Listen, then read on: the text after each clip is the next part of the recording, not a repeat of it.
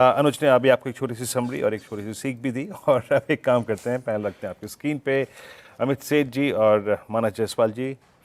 ये पिछले कार्यक्रम से इस कार्यक्रम में भी, और विकास सालू के सचिन जी इस कार्यक्रम में फ्रेश पर्सपेक्टिव लेके जुड़े हैं।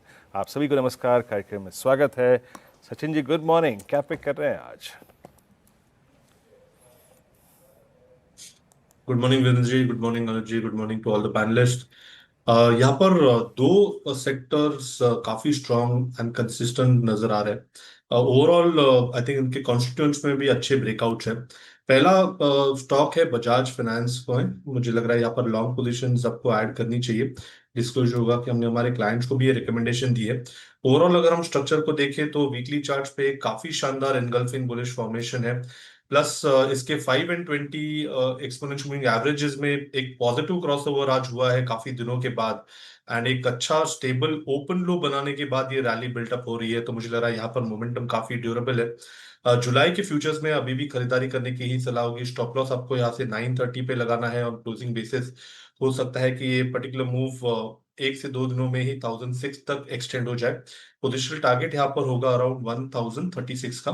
खरीदारी करी है बजाज फिनसर्व के फ्यूचर्स में 930 के स्टॉप लॉस के साथ। जो सेकंड पॉकेट ऑफ स्ट्रेंथ रही है building material stocks, specially cement pack में मुझे लग रहा है काफी अच्छे ब्रेकआउट्स नजर आ रहे हैं।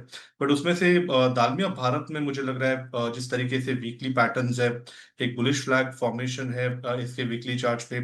एक फ्लैट वेव करेक्शन भी कंप्लीट किया था डेली चार्ट पे, जहां पर इसने अपने 50 डे एक्सपोनेंशियल मूविंग एवरेज के आसपास एक अच्छा बेस बनाया 2025 के आसपास, and वहां से एक रिवर्सल अनफोल्ड हो रहा है। तो मुझे लग रहा है जिस तरीके से ओवरऑल स्ट्रक्चर है, हो सकता है कि जुलाई सीरीज में ये रैली लगभग अराउंड 2230 तक एक्सटेंड हो जाए।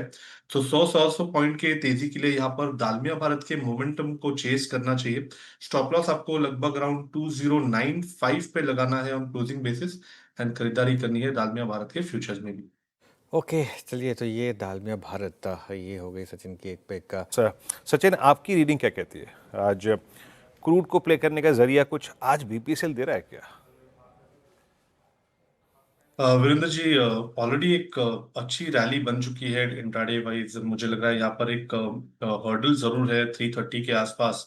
ओवरऑल अगर हम पिछले 3 सीरीज का डेटा देखें तो लगातार इसी पर्टिकुलर लेवल के आसपास थोड़े से एग्जॉशन के साइंस आए थे। तो आई थिंक स्टॉक एक कंसोलिडेशन बैंड में लॉक्ड इन रहा है। 300 एक अच्छा सपोर्ट रहा था, 330 के आसपास रेजिस्टेंस है। तो मुझे लग रहा है एक ब्रेकआउट होने के बाद यहाँ पर मोमेंटम चेस करना उचित होगा। फिलहाल जिस तरीके से डेटा शेप हुआ है या अपग्रेड हुआ है, तो मुझे लग रहा है 310 के आसपास ये सपोर्ट अभी शिफ्ट हुआ है। तो 310 से लेके 330 के रेंज में और थोड़ा सा ऑस्किलेशन हो सकता है। बट मोमेंटम चेस करने की सलाह 335 के ब्रेकआउट के बाद ही होगी। ओके चलिए, तो ये बात बीपीसीएल की। सचिन हैं अभी तक हमारे साथ। सचिन, कोई ट्रेड स्पॉट किया क्या इस बीच में जब हमारी कॉन्वर्सेशन चल रही थी? अनुज जी, इनफैक्ट जिस तरीके से मार्केट है, मुझे लग रहा है थोड़ा सा यहाँ पर एक कंसोलिडेशन हो जाएगा। 25,400 के आसपास एक रेजिस्टेंस जरूर है। बट नीचे मुझे लग रहा है एक काफी अच्छा सपोर्ट है। सो 25 टू 20, 25 टू 40 के आसपास। तो यहाँ पर जिक्र किया था आई थिंक वीरेंद्र जी ने लाइफ इंश्योरेंस स्टॉक्स पे। एंड मुझे लग रहा है वहां पर एचडीएफसी लाइफ का जो स्ट्रक्चर है वो थोड़ा सा इंटरेस्टिंग है। तो एचडीएफसी लाइफ में यहाँ पर खरीदारी करने की सलाह होगी। मुझे लग रहा है यहाँ पर काफी अच्छा मोमेंटम बनना चाहिए काउंटर में।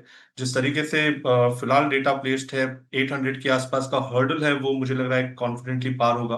एंड 835 तक की एक रैली बन सकती है। स्टॉप लॉस आपको लगभग अराउंड 782 पे लगाना है ऑन क्लोजिंग बेसिस, एंड खरीदारी करनी है एचडीएफसी लाइफ के काउंटर में। बिल्कुल। मीनवाइल एक बार जरा बीपीसीएल का चार्ट लेकर आइए। बीपीसीएल, एचपीसीएल, आईओसी, ये तीन स्टॉक्स अगेन देखिए, मंडे से ये स्टॉक्स चलना शुरू हुए थे, मंडे आफ्टरनून से।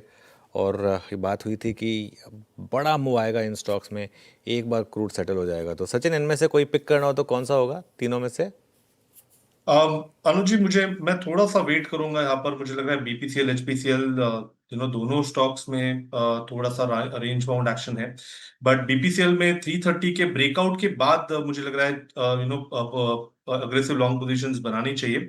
जिस तरीके से डेटा है, रेंज शिफ्ट नजर आ रही है। जो सपोर्ट 300 के आसपास प्लेस था वो अभी एलिवेट होके 310 पे आ चुका है। बट रेजिस्टेंस वही के वही है, तो मुझे लग रहा है रेजिस्टेंस एक बार ब्रेक हो जाए तो 335 के ब्रेकआउट के बाद मोमेंटम चेस करना उचित होगा। चलिए, एक काम करते हैं, इस नोट पर इस शो को समेट लेंगे। सचिन, शुक्रिया। विकास जी, आपका भी शुक्रिया हमारे साथ जुड़ने के लिए।